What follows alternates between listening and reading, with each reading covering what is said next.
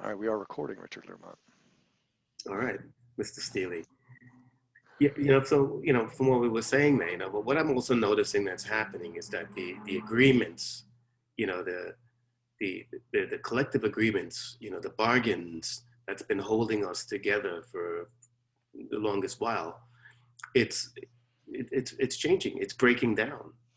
We can see this in our government. Those agreements, in constitutional agreements that was held there for so long, they're like one side is saying, well, it could mean a different thing.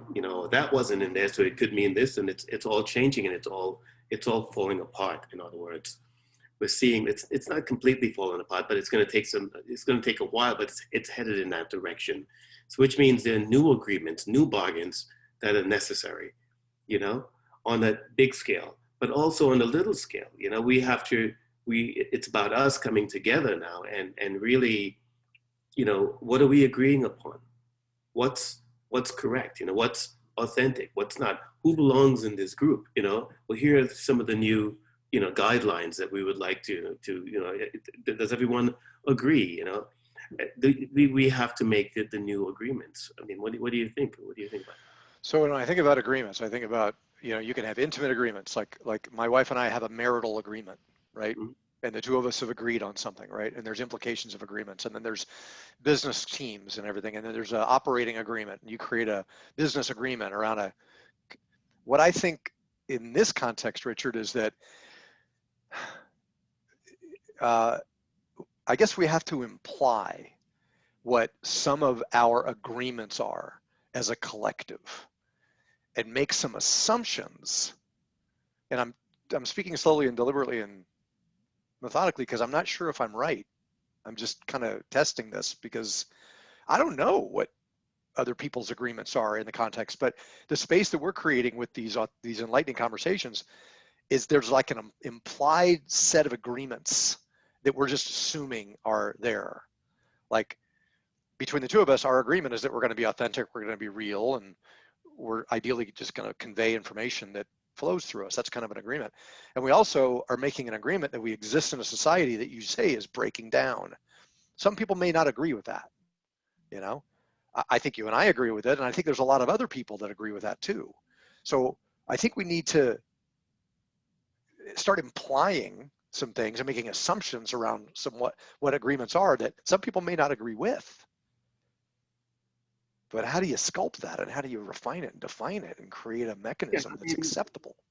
what I related to in terms of breaking down and the example I gave in terms of like you're looking at our government and seeing the disagreements that they're having and stuff that's based on constitutional rights and things that's written in and the disagreements that's going on that they're you know that wasn't there before. It was agreed upon before and it was accepted. And we're at this point now where those things are they don't stand anymore. It's being argued and and in some parts disrespected. You know, so this is we can clearly see that this is a fact. This is we just turn the news on and you can and watch both sides. Watch the various different news centers. That's right based and left based, and you'll get the picture. It's right there. We can see this happening. It's quite clear, you know, that Right. there's a breaking down happening in so many different institutions, in from the churches to the politics to the the aid organizations. America's just not supporting those international aid organizations like it used to anymore. So a lot of those poor countries, for example, they can't get the help like they were. I mean, that's another example. It's happening, and even here in this country, the Social Security. I mean, to get the pandemic money and stuff, it's like all these disagreements and the fights, to make it all happen. It's things are breaking down. We can see that. So, what I'm saying is that when we come together in these new communities and these new groups that we're forming, we're looking to create like minds. And we find this is something that's happening more and more. You hear more and more people speaking in these terms. It's been happening, but it's happening even more now.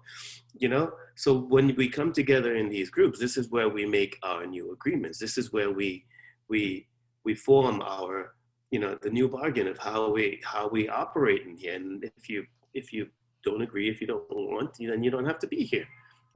But this is how we intend to operate, and we build it, by the members who are joining and creating it. And it's, of course, it's changeable, it has to adapt to the time. I mean, one more thing I want to add. Someone sent me a message, to support them regarding a community that they're a part of, and this community has to do with Tantra and so on, and there are men in the group who were disrespecting certain agreements, laws, rules, whatever, and the way they were approaching it and doing it, it seemed like it was some sort of from my understanding of it, like some sort of a sex club, and it's not what it is. It's a sacred, ceremonial type of way of honoring women and men. The energy between the masculine and the feminine, of what Tantra offers. And so the comments that I saw and heard, it was very polarizing and very much of what's going on. And my comment was like, well, look, things are breaking down.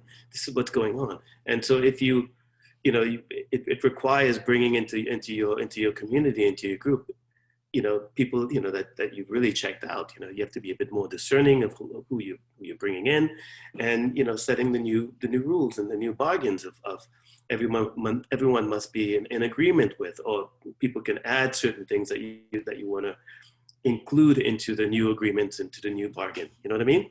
Mm-hmm. And I think this is kind of how things must operate from as we see things break down, and as we join together in new groups, new communities.